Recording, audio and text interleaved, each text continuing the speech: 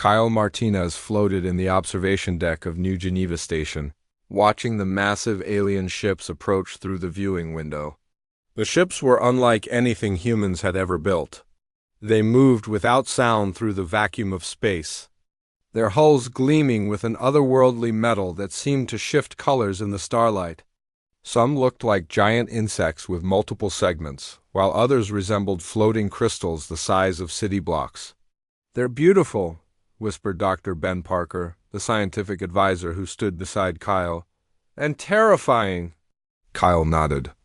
As Earth's ambassador to First Contact, he had dreamed of this moment for years.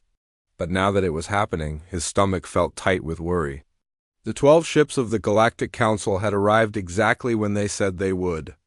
That level of precision spoke of technology far beyond human understanding. Captain Lisa Brooks entered the observation deck, her military uniform crisp and her expression serious.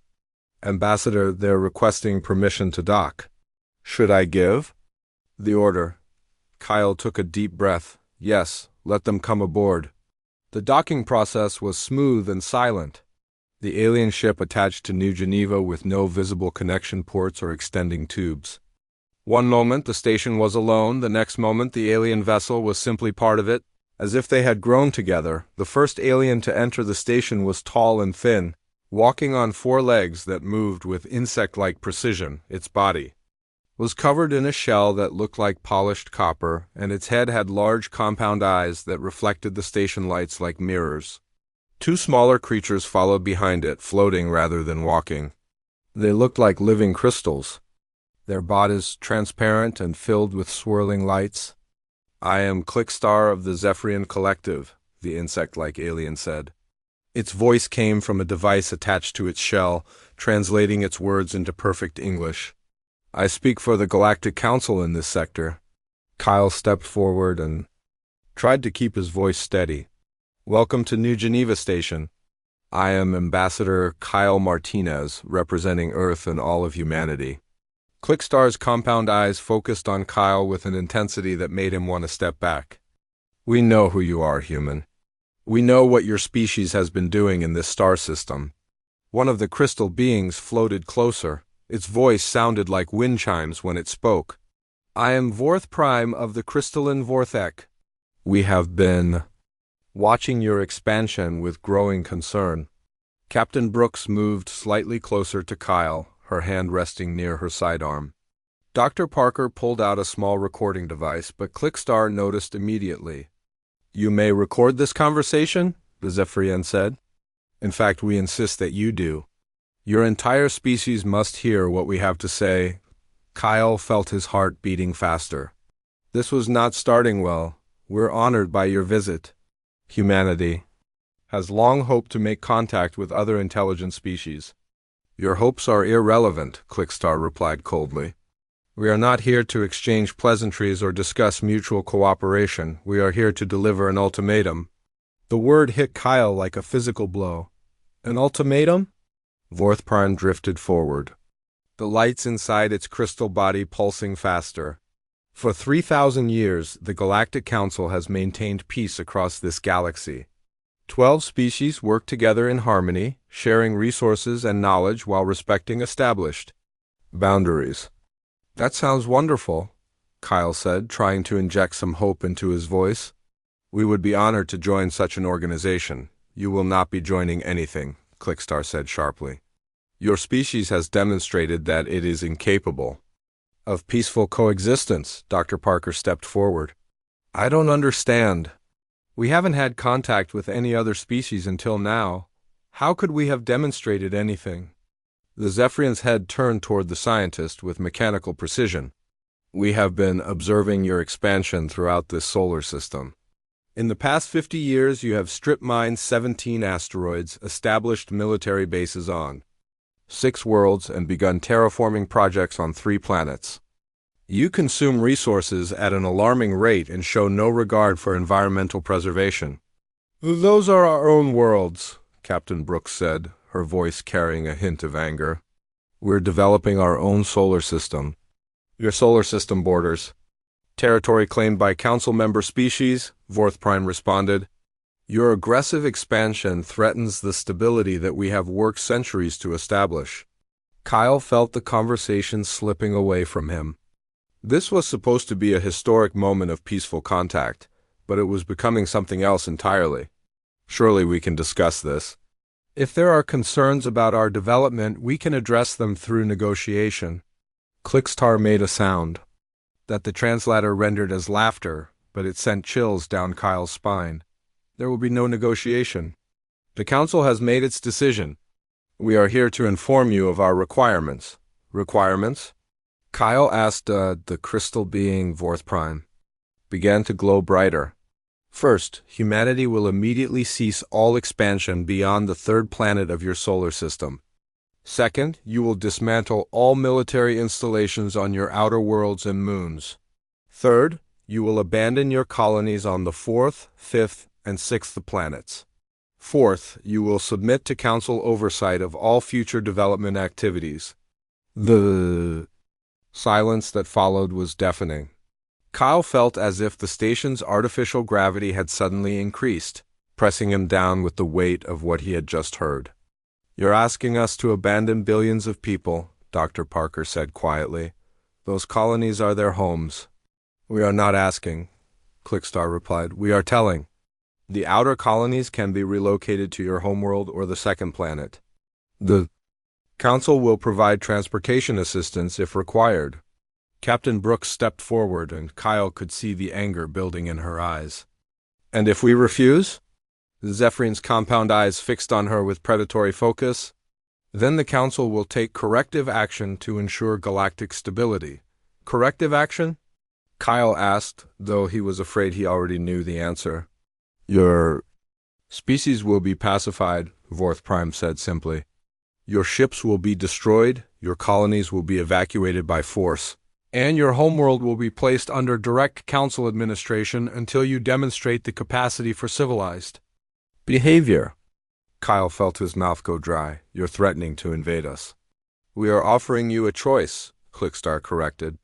Comply with our requirements voluntarily or have them imposed upon you by force. The Council's fleet stands ready to enforce this decision. Dr. Parker looked pale. How many ships? The crystal being's lights pulsed in what might have been amusement. Sufficient to ensure compliance. Your primitive weapons would be ineffective against our technology. Kyle tried one last time to salvage something from this disaster. Surely. The Council would prefer peaceful cooperation to conquest. We could contribute to galactic civilization. Humanity has made remarkable advances in many fields. Your advances are crude and dangerous, Clickstar replied dismissively. Your weapons are designed for destruction rather than defense. Your industry consumes resources without regard for sustainability. Your governments cannot even achieve peace among themselves. You have nothing to offer the galaxy except chaos. The alien delegation began to move toward the airlock. Kyle realized the meeting was ending, and it could not end like this. Wait, he called out. How long do we have to consider your requirements? Clickstar paused at the airlock entrance. 30 standard days. When we return, you will either demonstrate compliance or face the consequences of defiance. The aliens departed as silently as they had arrived, leaving the three humans alone in the observation deck. Kyle watched their ships move away from the station, their alien forms disappearing into the starfield. What do we do now? Dr. Parker asked quietly. Kyle looked at Captain Brooks, whose face was set in hard lines of determination. He knew that look. It was the same expression he had seen on the faces of soldiers throughout human history when they faced impossible odds. Now we contact Earth, Kyle said. And we tell them that humanity has a choice to make. President Jake Morrison sat at the head of the long table in the White House Situation Room, watching the faces of world leaders on the multiple screens around him. The emergency session had been called within hours of Ambassador Martinez's report from New Geneva Station. Every major nation on Earth was represented, and the mood was grim. The mathematics are simple, said European Union President Claire Dubois from her screen in Brussels. Their fleet reportedly consists of thousands of ships with technology centuries. Ahead of ours, resistance would be suicide. Chinese Premier Liu Wei nodded from Beijing. My military advisors agree. We must consider negotiation. Perhaps we can convince them to modify their demands. President Morrison looked around the room at his own advisors. Defense Secretary Amy Walsh sat to his right, her tablet showing intelligence reports that grew more concerning by the hour. Dr. Ben Parker, who had returned from the station just 6 hours ago, looked exhausted but determined. Dr. Parker, Morrison said, tell them what you told me about the colonies. Dr. Parker stood up and activated the room's holographic display. A three-dimensional map of the solar system appeared, showing Earth's colonies scattered across 6 worlds and dozens of space stations. The outer colonies house 2.3 billion people, Dr. Parker began. Mars alone has 800 million residents. The Jupiter mining platforms support another 400 million workers and their families. These aren't just settlements, they're entire civilizations. Russian President Alexei Volkov spoke from Moscow. Civilizations that will die if we resist these aliens. They'll die anyway, said a new voice. Admiral Kate Sullivan entered the room, still wearing her Space Force uniform. She had traveled directly from Luna Command after receiving the emergency summons. The intelligence we've gathered about Council species shows a pattern. Client species under their control live in technological stagnation. They're allowed to exist, but never to grow. Morrison gestured for the Admiral to continue. Sullivan moved to the holographic display and manipulated the controls. The image changed to show intercepted alien communications that had been decoded over the past day. Our xenolinguistics team has been working around the clock, Sullivan explained. We've broken enough of their communication protocols to understand their real intentions. Even if we comply with their demands, they plan to restrict our technology development indefinitely. Claire Dubois leaned forward on her screen.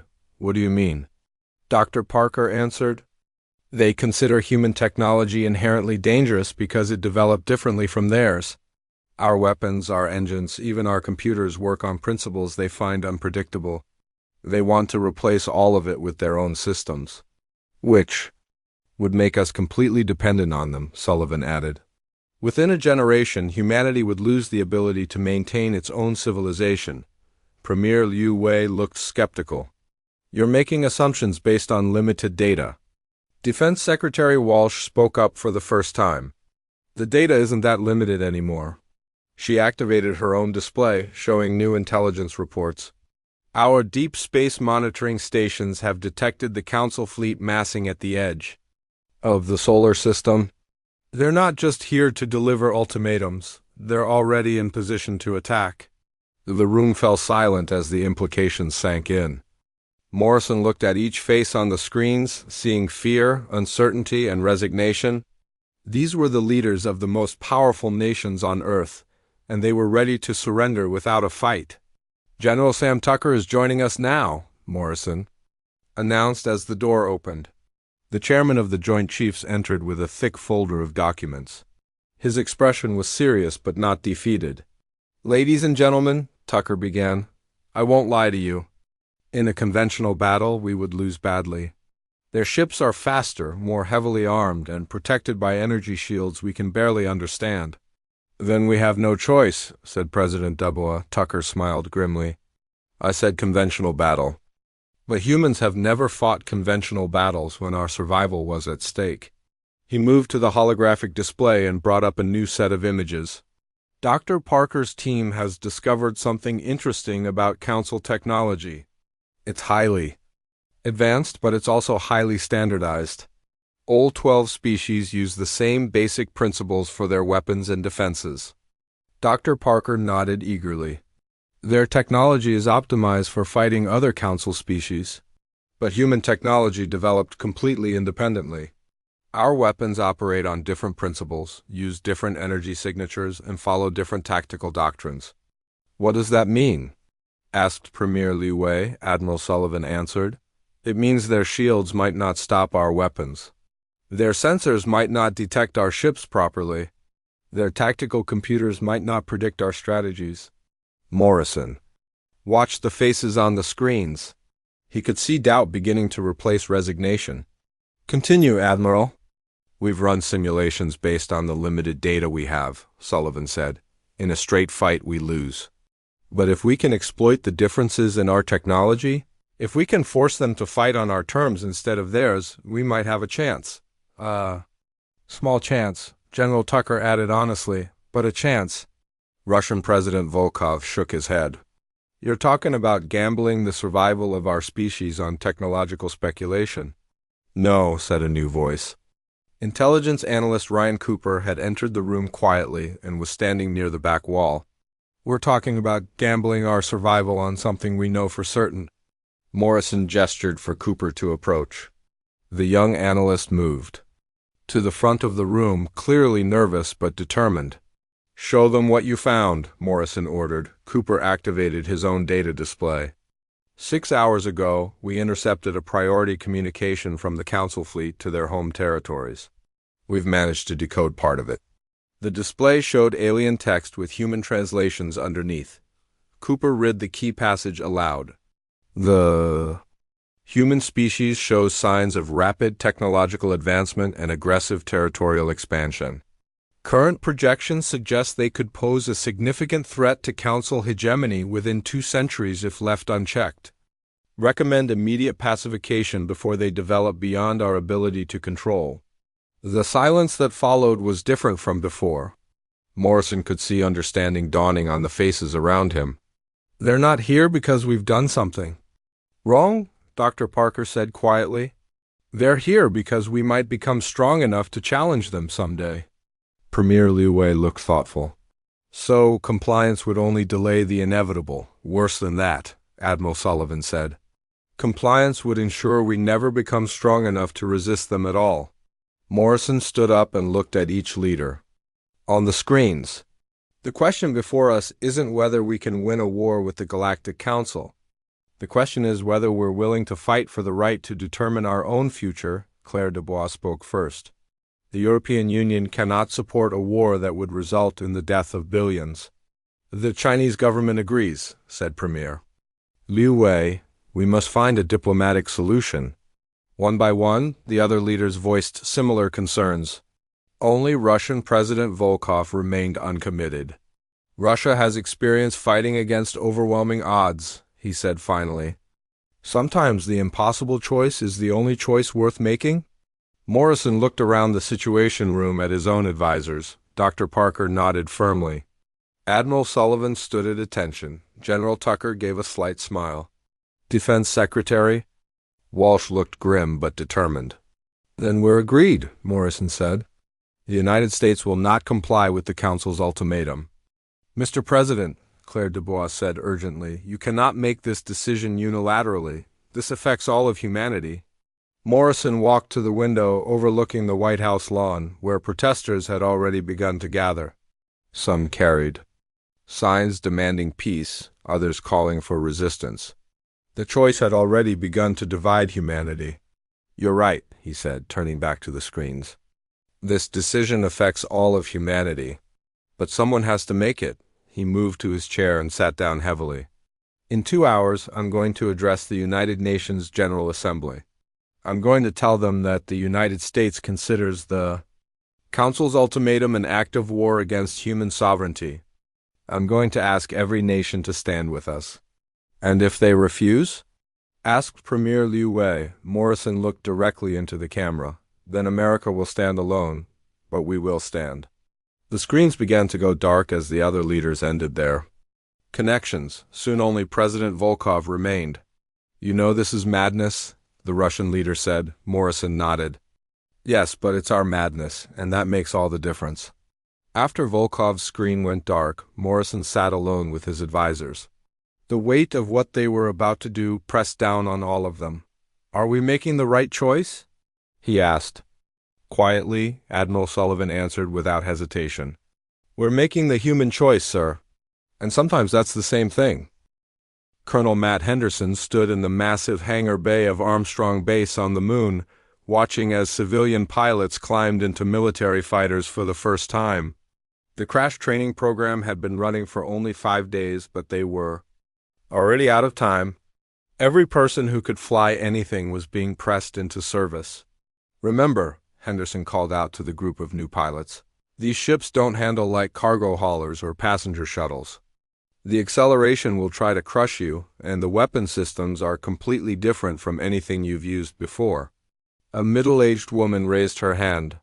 She had been flying transport ships between Earth and Mars for 15 years. Colonel, how long do we have to learn all this? Henderson checked his watch. 18 days until the deadline. Maybe less if they decide to attack early.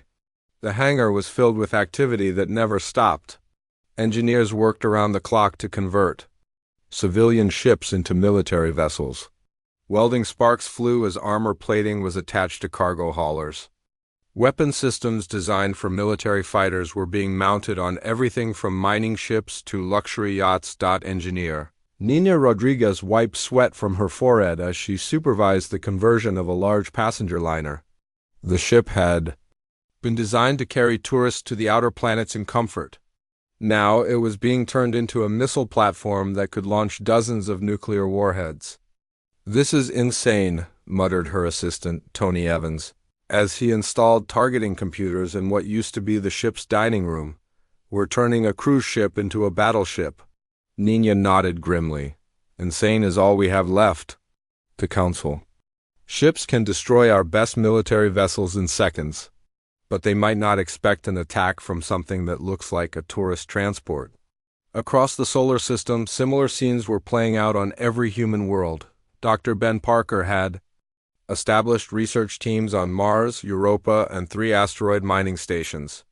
His breakthrough discovery about Council technology had given humanity a slim hope, but turning that hope into reality required a miracle of engineering. On the research station orbiting Jupiter, Dr. Rachel Stone was working with a team of xenobiologists to understand how Council weapons actually functioned. They had been given pieces of alien technology recovered from the meeting at New Geneva Station, including microscopic samples from the alien ship's hulls. "It's incredible," she told Dr. Parker over a secure video link. "Their entire technology base is built around quantum field manipulation. Every weapon, every shield, every engine uses the same fundamental principles." Dr. Parker nodded from his laboratory on Mars. "Which means they're all vulnerable to the same type of interference. If we can disrupt their quantum fields, we can neutralize their advantage." The problem was building a weapon that could actually do that. Human technology was based on different principles entirely. Where the aliens used quantum fields, humans used chemical reactions, nuclear fusion, and electromagnetic energy. The two approaches were so different that they barely interacted. Captain Lisa Brooks was dealing with more immediate problems. She had been put in charge of training ground forces for what everyone hoped would never happen, a direct invasion of Earth. Her soldiers were practicing combat in environments they had never seen, against enemies they didn't understand. The alien infantry we observed were primarily the insectoid Zephyrions, she explained to a group of Marine officers in a briefing room on Luna Base. "They're faster and stronger than humans, but they're used to fighting in low-gravity environments. On Earth, our heavier gravity might give us an advantage." Lieutenant Don Foster raised his hand. "What about their weapons, Captain?" Brooks activated a holographic display showing what little information they had about alien combat gear. "Energy weapons, primarily. They seem to prefer precision over raw firepower. Their infantry doctrine appears to emphasize quick strikes and technological superiority rather than prolonged combat. So they're not used to fighting an enemy that won't give up," Foster observed. "Exactly," Brooks agreed. "That might be our only advantage." While the military prepared for war, the civilian evacuation continued around the clock. Transport Captain Joe Miller had been flying evacuation runs from the outer colonies for 2 weeks straight. His cargo ship, the Lucky Strike, was designed to carry mining equipment. Now it was packed with families fleeing their homes. "We're overloaded again," his co-pilot warned as they prepared to leave the Ceres mining station. "The ship can handle it, but if we run into trouble... Miller looked out at the families waiting in the departure lounge.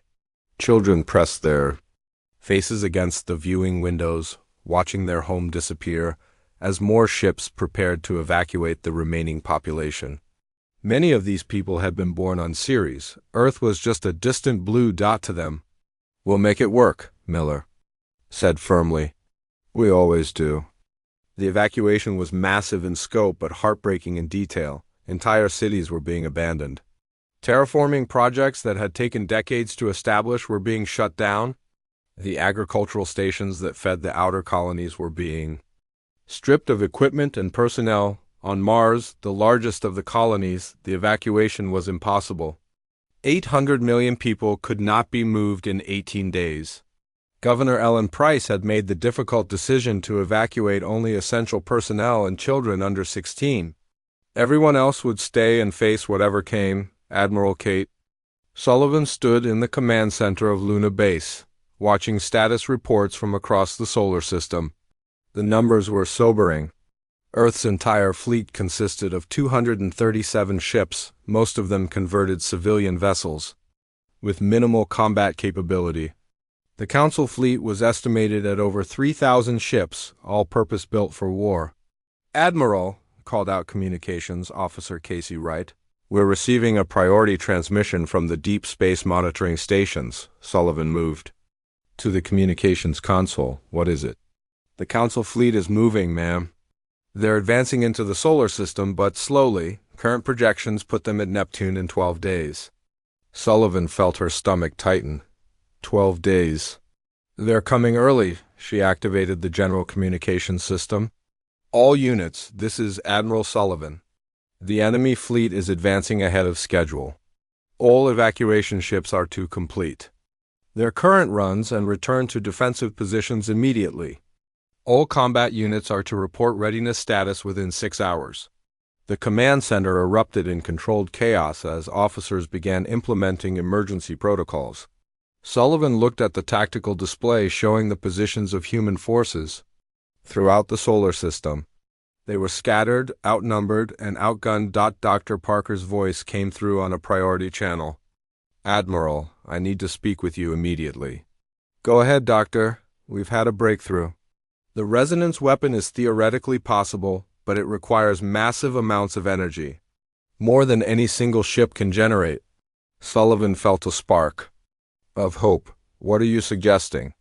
"We need to network the power systems of multiple ships. If we can get 10 or 15 ships to link their reactors together, we might be able to generate enough energy to disrupt the quantum fields of their entire fleet." "And the ships providing the power?" Dr. Parker's silence told her everything she needed to know. "They would be destroyed in the process, wouldn't they?" "Yes, Admiral. It would be a suicide mission." Sullivan looked around the command center at the young officers working frantically to prepare for an impossible battle. These people had volunteered to defend Earth knowing they would probably die. Now she was being asked to choose which of them would definitely die. "How long do you need to build this weapon?" "We're already building it. But we need to test it first, and that means we need a target." "A council ship," Admiral Sullivan smiled grimly. "Doctor, in 12 days we're going to have more council ships than we know what to do with." As reports continued to flow in from across the solar system, Sullivan began to see the shape of the battle to come. The council fleet would expect humanity to mass its forces around Earth in a desperate defensive stand. Instead, she was going to give them something they had never encountered before, an enemy that would attack when retreat was the logical choice. She opened a channel to all fleet commanders. "This is Admiral Sullivan to all units. We've just learned that the enemy is advancing early. Our window for preparation is now 12 days, not 18. But that also means we have an opportunity." She paused, looking at the tactical display. "The Council expects us to be afraid. They expect us to run or hide behind our planetary defenses. They're wrong.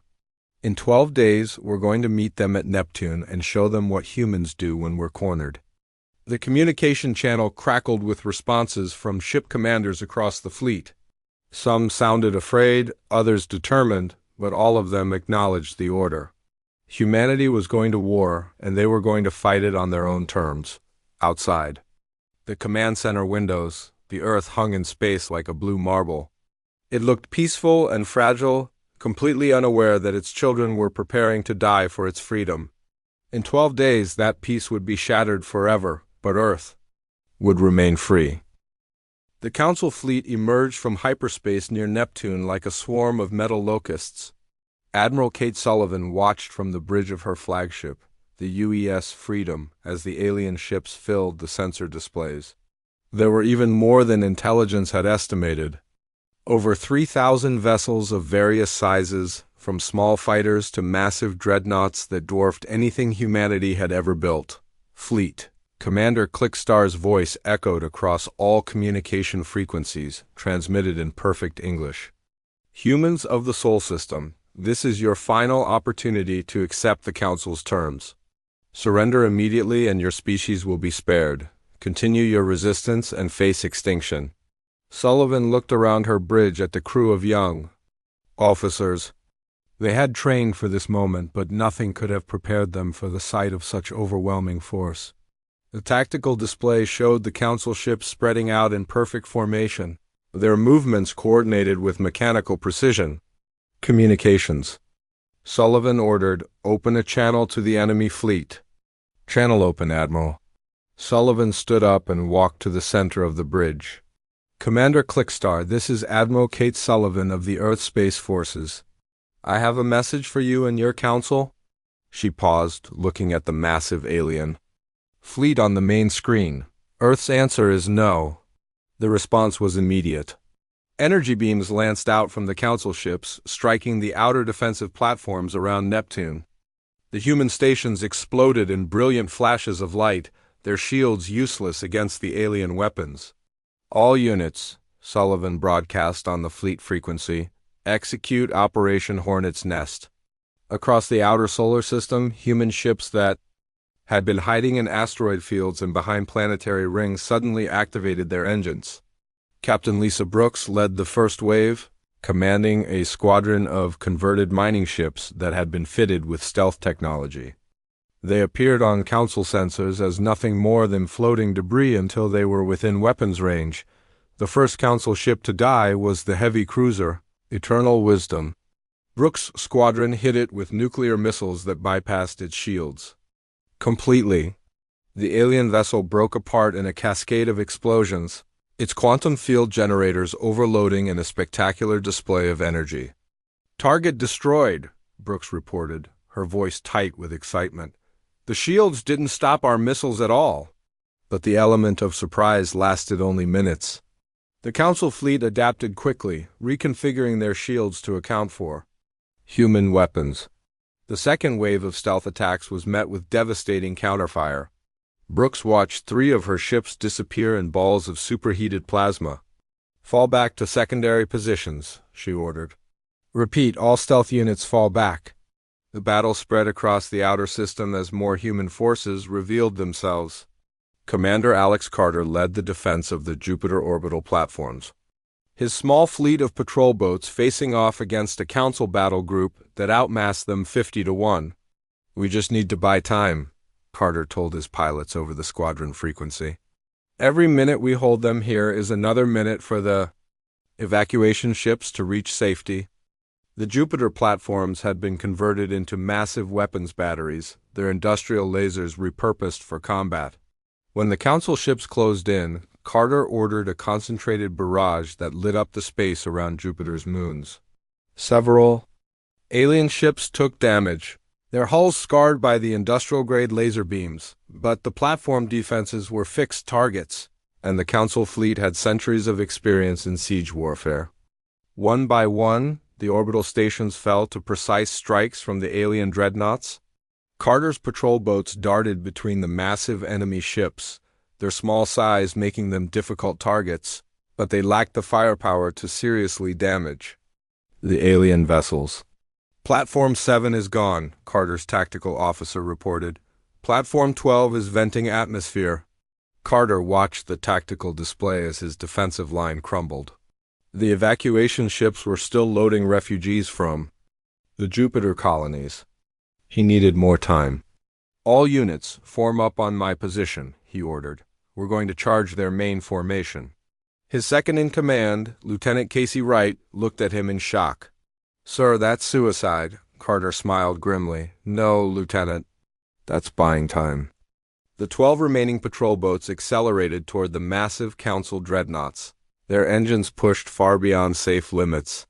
The alien ships concentrated their fire on the approaching humans, massive energy beams that could vaporize a patrol boat with a single hit. Carter's ship, the U.S. Defiant, took a glancing blow that destroyed half its hull. Emergency systems screamed warnings as atmosphere vented into space. But he kept flying, kept firing his weapons at the alien giants. One by one, his squadron died around him. Wright's ship exploded in a brilliant flash. The UES Courage simply vanished under concentrated fire from 3 alien vessels. Carter found himself alone, flying a crippled ship toward an enemy that could destroy him without effort, but the evacuation ships had gotten away. The Jupiter colonies were empty now, their population racing toward the inner system aboard converted cargo haulers. Carter's sacrifice had bought them the time they needed. The UES Defiant exploded when its reactor finally overloaded. Commander. Alex Carter died knowing that his mission was complete. Admiral Sullivan watched the battle reports flow in from across the outer system. The human forces were fighting with courage and determination, but they were being systematically destroyed. The Council fleet was advancing steadily toward the inner planets, sweeping aside human resistance with terrifying efficiency. "Admiral," her tactical officer called out, "we're receiving a priority transmission from Dr. Parker on Mars." "Put him through." Dr. Parker's face appeared on the main screen, his laboratory clearly visible behind him. "Admiral, the resonance? Weapon is ready for deployment, but we need a concentrated target. The Council ships are spread too far apart for the weapon to affect their entire fleet." Sullivan studied the tactical display. The alien fleet was indeed spread out, covering millions of kilometers of space. But there was one formation that remained tightly grouped, the command ships at the center of the fleet. "Can the weapon affect their command vessels? If we can get close enough, yes.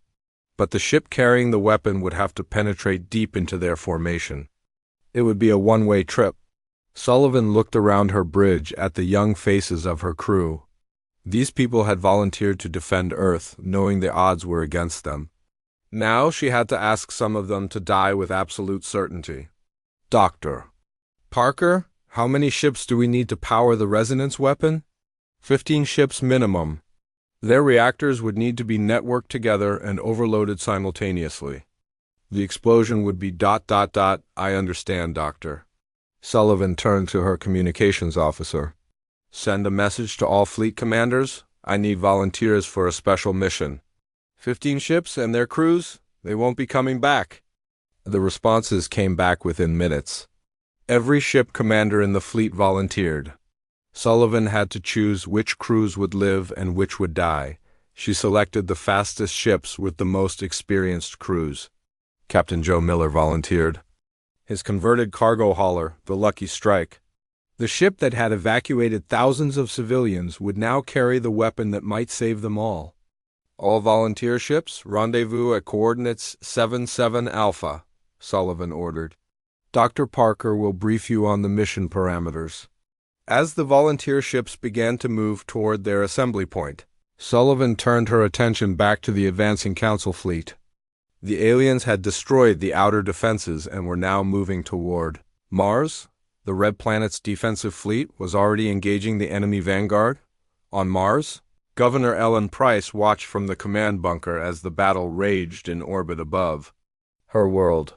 The planet's defense platforms were putting up a fierce fight, but the outcome was inevitable. The Council ships were simply too powerful and too numerous. "Governor," her aide called out, "we're receiving an evacuation order from Admiral Sullivan. All essential personnel are to board the last transport ships immediately." Price shook her head. "I'm not leaving. This is my world, and these are my people. If Mars falls, I fall with it." Above them, the defense platforms continued their desperate fight. The crews knew they were doomed, but they kept firing until their stations were reduced to glowing debris. Each platform that died took at least one Council ship with it. making the aliens pay in blood for every kilometer they advanced. The volunteer ships reached their rendezvous point just as the Mars orbital battle ended. Dr. Parker's resonance weapon had been installed aboard the Lucky Strike, its exotic technology grafted onto the cargo ship's hull like a mechanical parasite. "This is Captain Miller to all volunteer ships," came the transmission. "I've got the payload. All ships prepare to link reactor systems." Admiral Sullivan watched from her command ship as 15 human vessels began their final approach toward the Council fleet. The alien ships had formed up around their command vessels, creating a perfect target for the resonance weapon. But first, the volunteers had to fight their way through 3,000 enemy ships. The odds were impossible, but they flew toward certain death anyway. They were human, and humans had never learned when to quit. The final phase of the Battle of Neptune was about to begin. Captain Joe Miller gripped the controls of the Lucky Strike as his ship led the 15 volunteers into the heart of the Council fleet. Around him, the massive alien vessels loomed like metal mountains, their weapons tracking the approaching human ships with deadly precision. "All ships maintain formation," Miller broadcast to his squadron. "We need to stay together until we reach the target zone." The Lucky Strike shuddered as enemy fire struck its makeshift armor. The converted cargo ship had never been designed for combat, but it held together through determination and luck. Behind Miller, the exotic machinery of Dr. Parker's resonance weapon hummed with building energy. Lieutenant Dan Foster, flying the escort fighter UES Hornet, watched as 3 Council destroyers moved to intercept the human formation. "Captain Miller, we've got company closing fast." "I see them," Miller replied. "All escort ships, break off and engage. Buy us time to reach the command formation." Foster pulled his fighter into a tight turn, his squadron following close behind. The human pilots knew they were outmatched, but they threw themselves at the alien destroyers with reckless courage. Fighter craft exploded on both sides as the escort battle raged, but the volunteers pressed on toward their target. On the bridge of the UES Freedom, Admiral Kate Sullivan watched the tactical display with growing tension. The volunteer ships were taking heavy casualties as they fought their way through the Council fleet's outer defenses. Only 11 of the original 15 vessels remained operational. "Admiral," her communications officer called out, "Captain Miller reports they're within range of the command formation. He's requesting permission to activate the resonance weapon." Sullivan looked at the display showing the massive Council command ships clustered at the center of their fleet. The alien flagship alone was larger than any human city. If the weapon worked, it would cripple the enemy's ability to coordinate their forces. If it failed, 15 brave crews would die for nothing. "Tell Captain Miller he has permission to proceed." Aboard the Lucky Strike, Miller received the order and turned to his crew. "This is it, people. Begin reactor overload sequence." The ship's engineer, Nina Rodriguez, activated the controls that would network their reactor with the other volunteer ships. "Reactors linking now, Captain. We'll have maybe 3 minutes before the overload becomes irreversible." Around the Lucky Strike, the other volunteer ships began the same deadly procedure. Energy readings spiked across the formation as 14 nuclear reactors were pushed far beyond their design limits. The resonance weapon absorbed the building power, its alien technology adapting to human energy systems. The Council fleet had finally recognized the threat. Dozens of alien ships converged on the volunteer formation, their weapons blazing. The UES Liberty took a direct hit and exploded instantly. The UES Courage lost its engine section but kept flying on inertia alone. 2 minutes to resonance cascade. Dr. Parker's voice crackled through the communication system from his laboratory on Mars. "All ships maintain formation." Captain Lisa Brooks, flying the converted liner UES Defiance, fought off 3 Council fighters while her ship's reactor climbed toward critical overload. Her vessel had once carried tourists to the outer planets in luxury. Now it was about to become humanity's ultimate weapon. "Brooks to Miller," she transmitted. "My reactor is going critical early. I can't hold it much longer." Miller checked his instruments. They were still 30 seconds away from optimal range. "Hold together, Lisa. We're almost there." The used Defiance erupted in a pillar of nuclear fire as its reactor finally exploded. Brooks and her crew died instantly, but their sacrifice bought the remaining ship's precious seconds. Optimal range achieved, Nina Rodriguez announced. Resonance weapon is fully charged. Miller looked around the bridge at his crew. These people had volunteered to die for Earth's freedom. Now the moment had arrived. It's been an honor serving with you all, he said quietly. Then he activated the resonance weapon. The effect was immediate and devastating. A wave of exotic energy erupted from the lucky strike, invisible to human eyes but devastating to Council technology. The quantum fields that powered alien ships began to fluctuate wildly. Shield generators overloaded. Weapon systems failed. Engine cores destabilized. The Council flagship, the massive dreadnought Eternal Dominion, simply came apart. Its quantum field matrix collapsed, causing a cascade failure that tore the ship into glowing fragments. Around it, dozens of other command vessels suffered similar fates as their technology turned against them, but the weapon's power came at a terrible cost. The volunteer ships were consumed by the energy they had generated. One by one, their reactors exploded in brilliant flashes of nuclear fire. The Lucky Strike was the last to die. Miller's final transmission lost in the roar of the overloading reactor. Admiral Sullivan watched in awe as nearly a quarter of the Council fleet simply stopped functioning. Ships drifted powerless through space, their crews struggling with systems that no longer responded. The perfect coordination of the alien formation dissolved into chaos. All ships, Sullivan broadcast to the remaining human fleet, attack now while they're disorganized. The Battle of Neptune entered its final phase as the surviving human vessels charged into the confused Council fleet. Without their command ships to coordinate them, the alien vessels fought as individuals rather than as a unified force. Human pilots exploited every advantage, using their smaller ships' agility to avoid the massive alien weapons. Pilot Officer Casey Wright led a squadron of converted fighters in attacks on damaged Council cruisers. Her ship, a former racing yacht, darted between the alien vessels like an angry wasp. "This is for Commander Carter," she whispered as she launched her missiles at a crippled Council destroyer. The tide of battle had turned, but the cost was staggering. The human fleet was reduced to fewer than 60 operational ships. Thousands of brave souls had died in the fighting.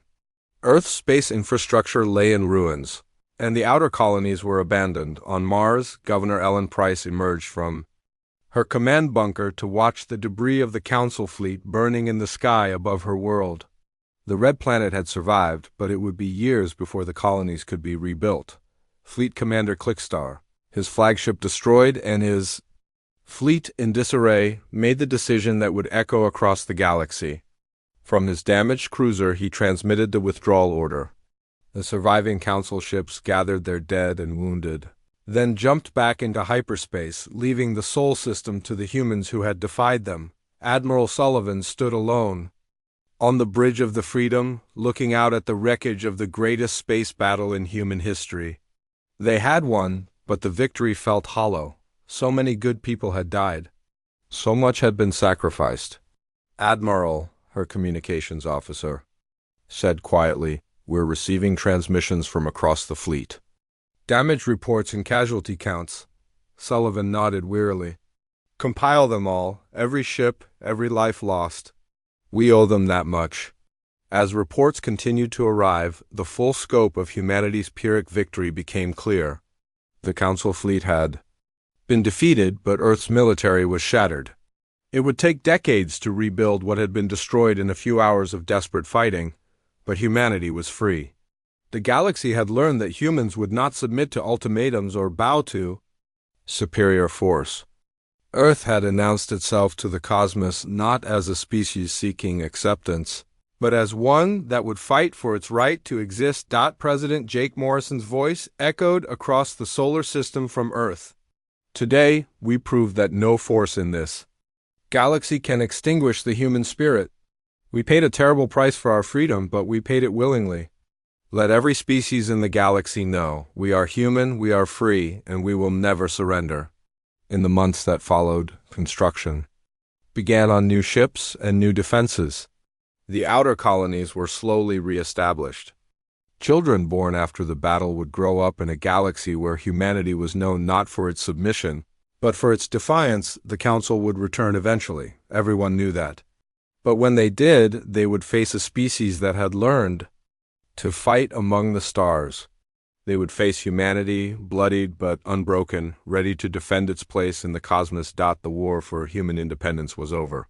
The war for human survival had just begun, and Earth was ready.